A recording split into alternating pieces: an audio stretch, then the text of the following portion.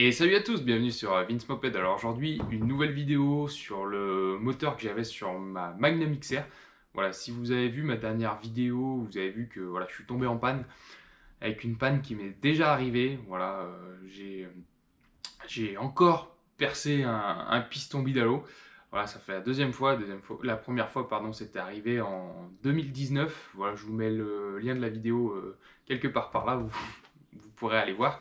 À l'époque, c'est ce qui s'était passé, c'est que j'avais monté clairement les pièces plug and play avec un haut moteur Bidalo réédition V6 2018 avec une culasse Doppler haute compression et j'avais pas forcément pris les paramètres.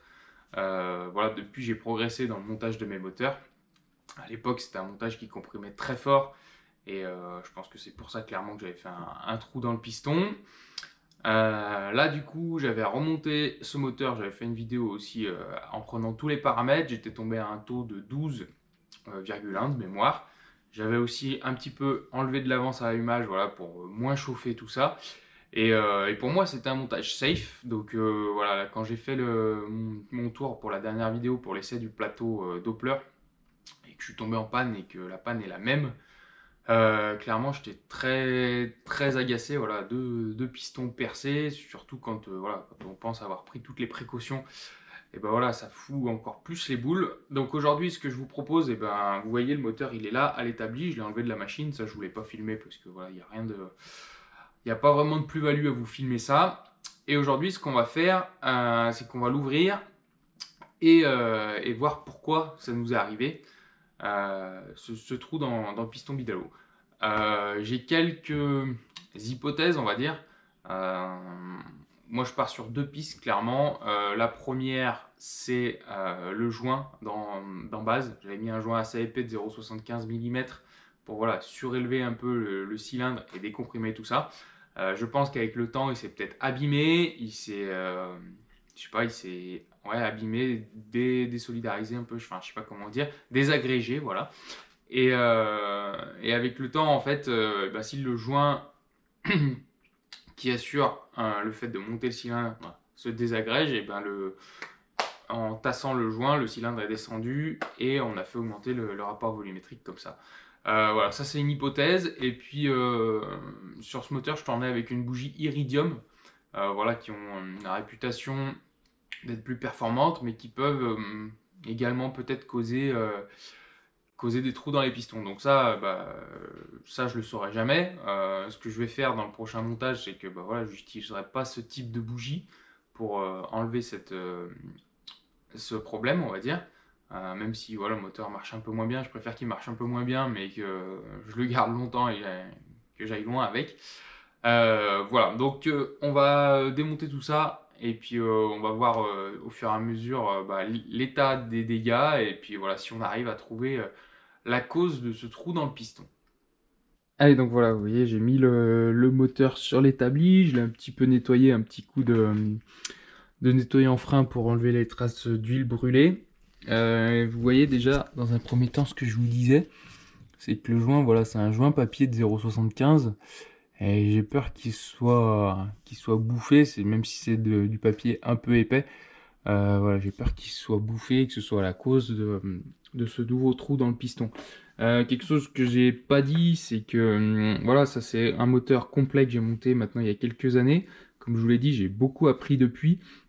Et c'est un moteur que je vais complètement ouvrir et pour partir sur quelque chose d'autre, mais je vous en parlerai plutôt plus tard dans la vidéo. Et deuxième chose, c'est que bah voilà, maintenant ça fait 2019, ça fait 4 ans.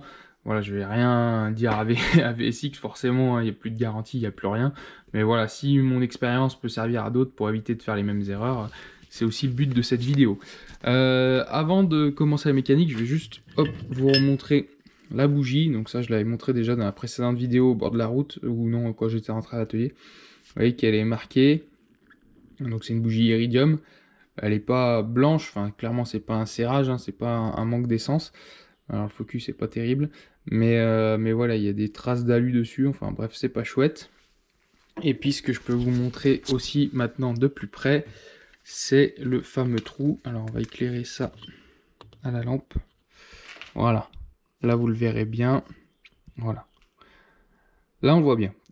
Donc, vous le verrez encore mieux une fois que j'aurai sorti la culasse. Et voilà, comme je vous l'ai dit, je vais complètement ouvrir ce moteur. Donc, voilà. Mais le trou est encore plus important que la dernière fois. La dernière fois, c'était vraiment un petit trou tête d'épingle.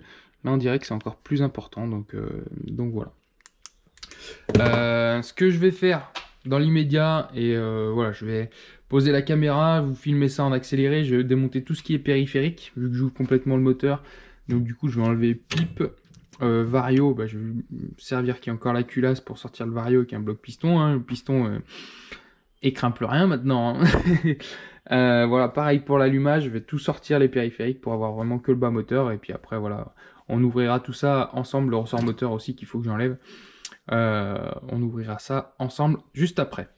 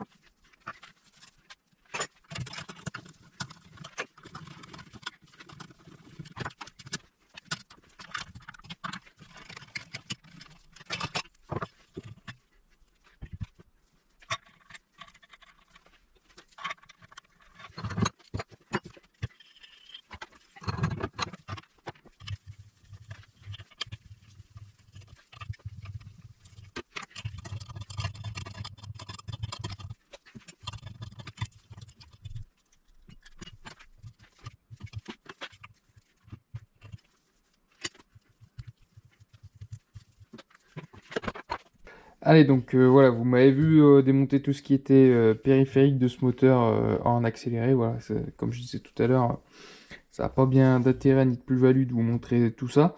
Mais bon, ce qui nous intéresse tous, autant vous que moi, c'est voir ce qu'il y a là-dessous et voir bah voilà, qu'est-ce qui s'est passé et surtout l'état du piston. Clairement, ce qu'on peut voir par le puits de bougie, c'est pas joli joli. Donc là, bah, je vais déculasser. Et puis on va voir de plus près tout ça. Hop.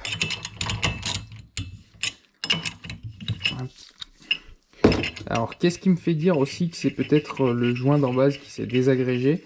C'est que si vous avez regardé ma dernière vidéo, vous avez vu que dans un premier temps, j'avais les écrous de culasse qui s'étaient desserrés. J'avais un écrou de culasse qui s'était carrément barré et la culasse faisait plus contact. Et ça, clairement, avec le recul, je pense que ça aurait dû plus me mettre la puce à l'oreille. Voilà, sur le coup, je me suis dit, ah bah c'est les vibrations qui font ça, qui font que les vis, enfin les écrous se desserrent. Et en fait, après, en y réfléchissant, si le cylindre descend, et ben forcément, les écrous n'ont plus le même couple de serrage et se desserrent. Et après, avec la vibration, ça finit de les enlever complètement. Mais voilà, c'est un petit. Si je devais avoir un regret là-dessus, parce que clairement j'ai pris, comme je vous disais tout à l'heure, hein, j'ai pris tous les paramètres, donc voilà, pour moi c'était safe. Mais bon voilà, c'était peut-être une alerte que j'ai pas assez pris en compte. Bref, maintenant c'est fait. Hop là. Alors, le chantier. Alors, l'état de la culasse déjà. Donc je l'avais monté uniquement avec le joint torique et un petit peu de pâte. Vous voyez que c'est pas joli joli. Je me demande s'il n'y avait pas une prise d'air d'ailleurs, vu comme ça fait là. Non, on dirait plus. Ouais, je sais pas. Dites-moi ce que vous en pensez en commentaire. Je sais pas si c'est juste de la merde qui est venue par l'extérieur ou si clairement, peut-être que là, clairement, on avait une fuite. Je sais pas. Et après, hop, vue de l'intérieur. Ah oui, d'accord. Ah ouais, d'accord. Ah bah oui, oui, si, il devait bien avoir une fuite. J'avais pas vu ça comme ça. Là, il y avait une fuite d'air, clairement. Parce que, vous voyez, le joint torique, il est explosé. Voilà. Ici, il en manque un gros bout. Donc, bah, forcément, la prise d'air. Du coup, ça peut-être, c'est peut-être pour ça aussi que ça ça s'est comprimé plus. Voilà, si ici la culasse appuyait plus, ouais. Ok, donc là on a une première piste, même la principale peut-être. Et puis si je remonte, hop, voilà. Donc là le piston il est carrément fumé quoi. Euh, et si on reprend la bougie, hop, en fait ça correspond pile poil. Alors la bougie elle doit venir comme ça, je sais pas, hein, mais en gros c'est là où se fait l'étincelle clairement. D'accord, bon bah le joint torique, voilà. Après le cylindre il a l'air nickel, hein. Le cylindre en lui-même, il n'y a pas d'amorce. Je sais pas si vous verrez aussi bien que moi, mais le cylindre il est nickel. Si je voulais, si j'avais la volonté, je repartirais avec, je remettrais un piston neuf encore une fois, et je pourrais repartir sans problème avec ce cylindre. Mais là clairement ouais c'est le joint de culasse qui fait défaut en Vuitton. Alors je sais plus à l'époque ce que j'avais mis, je sais pas. Je peux pas vous dire où je l'avais pris, peut-être VSX, peut-être Mir 35, peut-être ailleurs, je sais pas du tout. Ça a pas l'air d'être un Vuitton, voilà, mais clairement il est chibré. Bon bah écoutez, on va continuer les réjouissances, hein, on va enlever ça. Ouais, il est mort de chez moi. Il s'est même, il s'est découpé dans la longueur, on dirait. Enfin bref, ça c'est mort. Ensuite, bah le piston, voilà. On va essayer d'enlever tout ça, si c'est pas trop bloqué. Non, ça va. Alors là, il y a tout qui vient avec.